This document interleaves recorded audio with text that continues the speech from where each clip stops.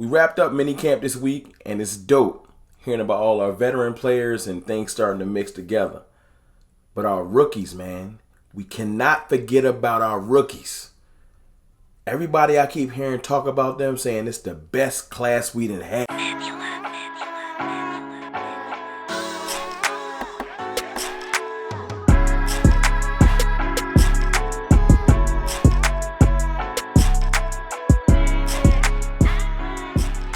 What's good, people? It's your boy, Mr. Rome, Cowboys Fan Talk, right back. Like I never left. What's up with y'all, man? Happy Friday. It's the weekend, man. I hope y'all had a good week, but I know you happy it's Friday because I am. Grinding. Let's just say that, grinding. And look, grinding towards that goal. We are literally like under 30 away from 26,000, and it's been a struggle.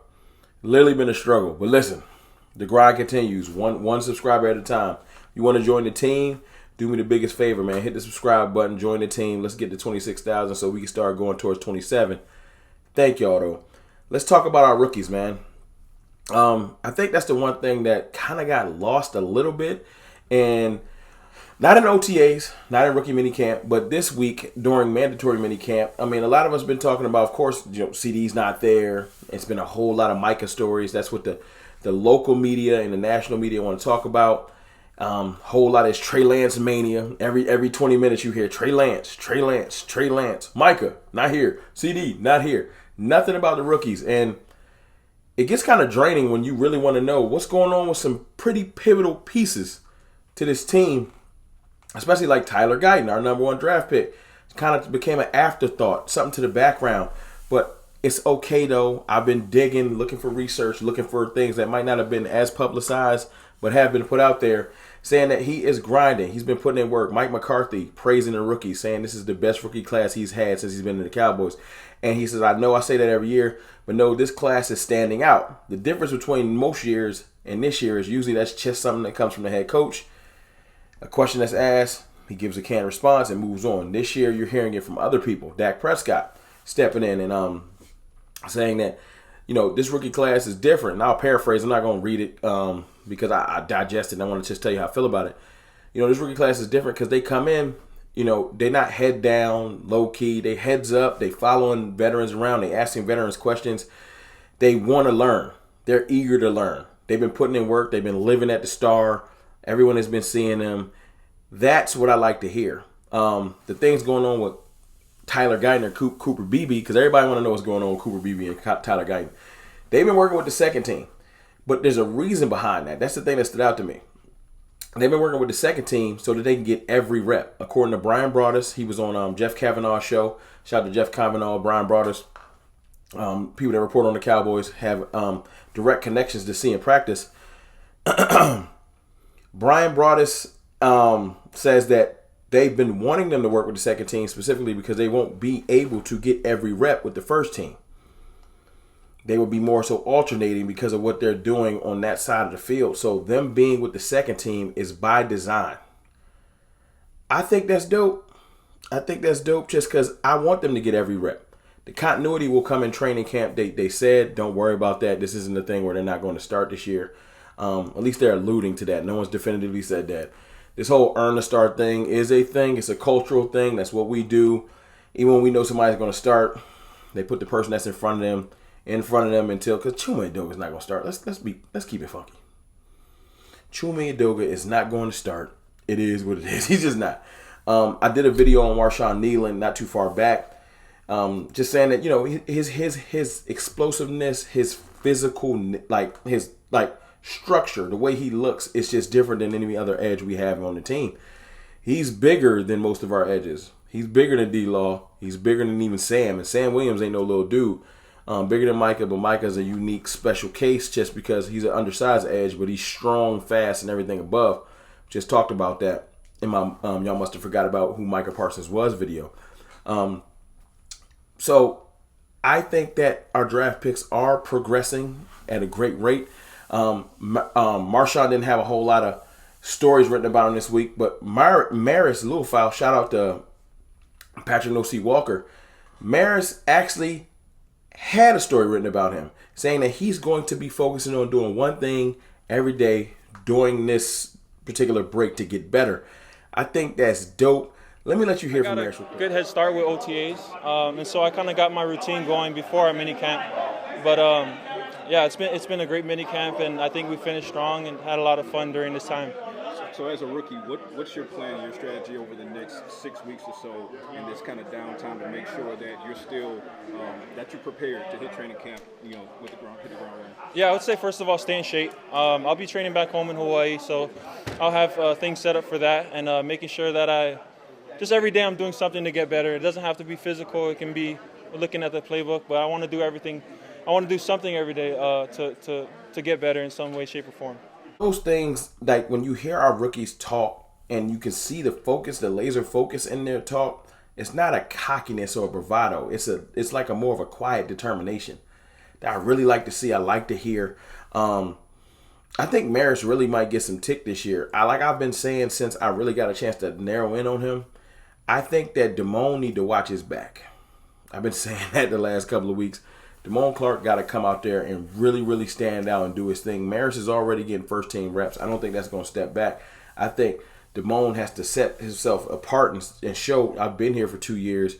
I'm a little bit more in front of you. I'm fully healed from that injury that held me back my rookie year. He needs to come out there and just show something. Because I don't think he has a definitive starting spot. Overshown, too. Overshown ain't even play no snaps as a starter. So he got to put in work. The only person that's definitively penciled in as a linebacker is Eric Kendricks, and he should be because of his resume, you know what I'm saying, and what he brings to the table. But I like that the room is close-knit. I just did a linebacker video yesterday. It's close-knit. Everyone is hungry, but there's no definitive starters. You got to earn your spot. And I think Marist is out here to make them earn it. You know what I'm saying? I like the way our entire room and everything is put together. Kalen Carson, I'm hearing good things about him from Patrick No-C Walker, that he's having a really good camp. And Patrick No-C obviously gets to go literally analyze, take notes, watch every snap, and he's saying that Carson is having a really good camp. Really good mandatory mini camp.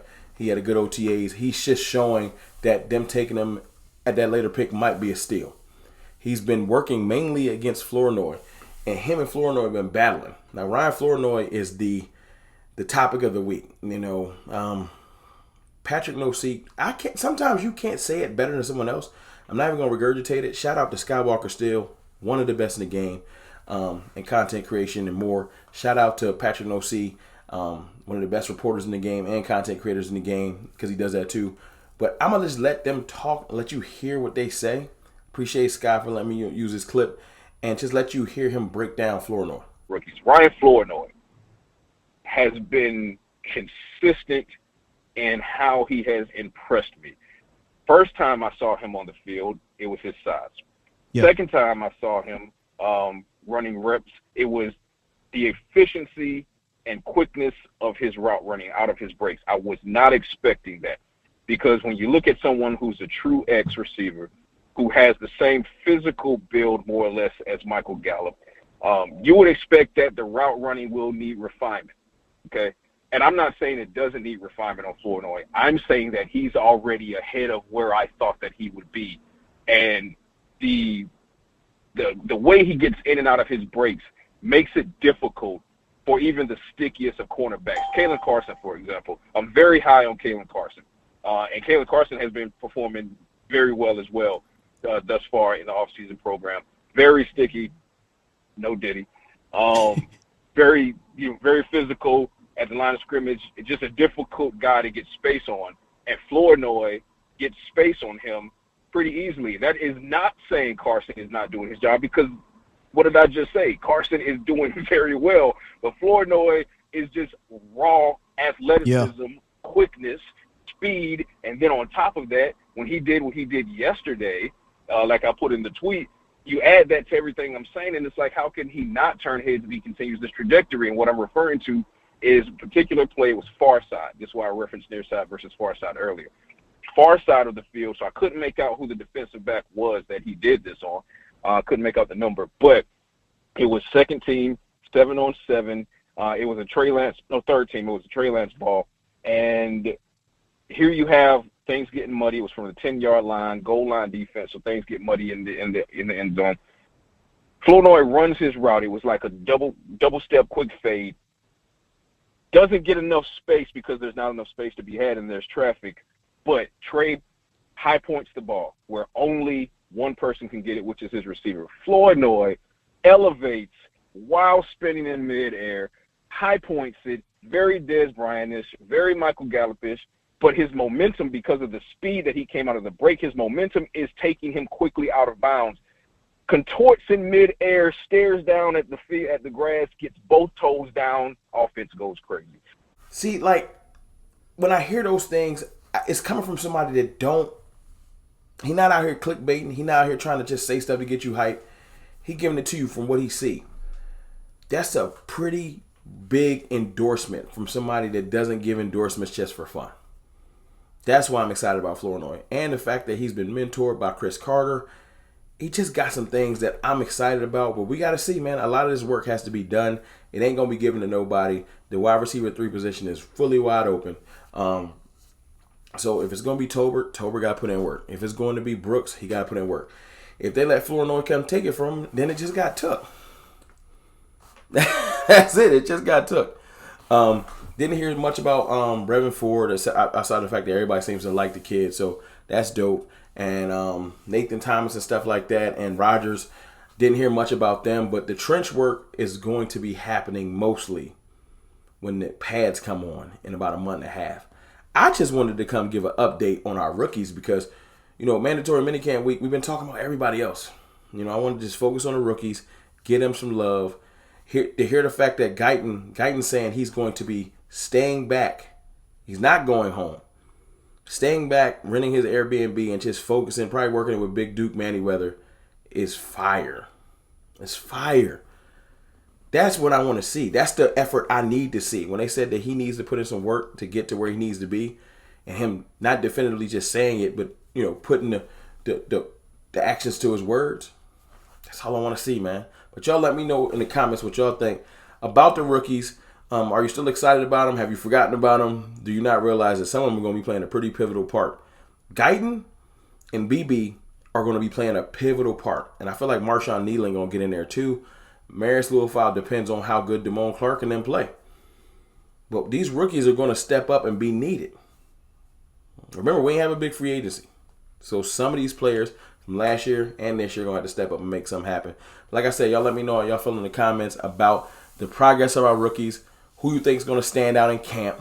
You let me know, and I'll be right back at y'all tomorrow. Appreciate y'all. I love y'all. We almost at 26K. If you ain't part of the team yet, what you waiting on? I holla.